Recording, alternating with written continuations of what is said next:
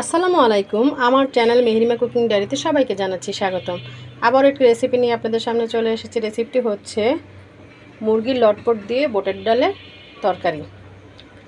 এটা রান্না করার জন্য আমি এখানে কিছু মুরগির এই যে হাড্ডি গুড্ডিগুলো নিয়েছি, হাড়গুলো, আর এগুলোর সাথে আমি এই যে বুটের ডাল দিব। এটা আমি অলরেডি চুলাতে বসিয়ে দিয়েছি ডালটা একটু সিদ্ধ হওয়ার জন্য। আর সাথে আমি দুইটা ছোট ছোট করে কিউব করে কেটে আলু দিয়েছি।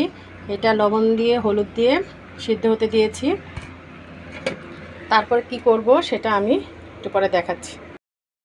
এই যে এখন আমি পেঁয়াজটা ভালো মতো বাদামি বর্ণের করে ভেজে তেল দিয়ে তারপরে এর মধ্যে আমি মুরগির হাড়গুলো দিয়ে দিয়েছি। আর সাথে দিয়েছি 1 চামচ আদা বাটা, 1 চামচ রসুন বাটা, আধা চামচ জিরার গুঁড়া, 1 চামচ ধনিয়ার গুঁড়া, 2 চামচ মরিচের গুঁড়া, 1 চামচ হলুদের গুঁড়া, এলাচ, দারচিনি, তেজপাতা আর লবণ আমি স্বাদ মতো দিয়েছি। দিয়ে এই যে আমি ভালো মতো এখন নেড়ে নিচ্ছি। নেড়ে আমি অল্প অল্প পানি দিয়ে, গরম পানি দিয়ে অল্প অল্প করে কিছুক্ষণ কষিয়ে নিব, তারপর দেখাচ্ছি। এইভাবে ভালো করে কষিয়ে নিব। এই যে মুরগির হাড়গুলো ভালো মতো কষানো হয়ে গেছে,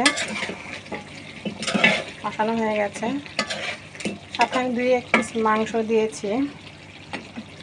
এখন আমি এই যে বুটের ডালটা যে সিদ্ধ করে রেখেছিলাম সেটা এখন এর মধ্যে ঢেলে দিব।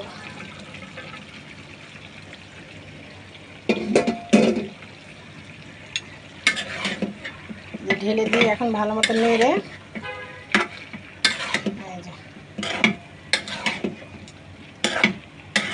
ভালো মতো নাড়বো।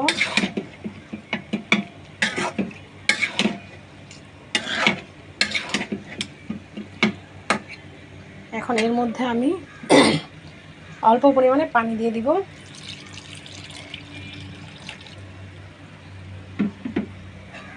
অল্প পরিমাণ পানি দিয়ে দিয়েছি। এখন আমি ঢাকনা দিয়ে কিছুক্ষণের জন্য ঢেকে দেব। এই যে কিছুক্ষণ পরে আমি ঢাকনাটা উঠিয়ে দিচ্ছি। একদম তেলের উপরে উঠে এসেছে, রান্নাটা হয়ে গেছে। আর আমি সাথে কাঁচামরিচ দিয়েছি। যাদের গ্যাসের প্রবলেম আছে অবশ্যই কাঁচামরিচ দিবেন। কাঁচামরিচ শরীরের জন্য খুবই ভালো। আর এটা দেখতেও যেমন সুন্দর হয়েছে, মাশাআল্লাহ খেতেও বেশ ভালো হয়েছে। এটা সাদা ভাত, পোলাও, রুটি সব কিছুর সাথেই খাওয়া যাবে। রান্না করে ফেললাম মুরগির হাড়গুড় দিয়ে বুটের ডাল দিয়ে লটপট। আমার এই চ্যানেলে ভিডিওটা যদি ভালো লেগে থাকে অবশ্যই লাইক, কমেন্ট, শেয়ার করবেন।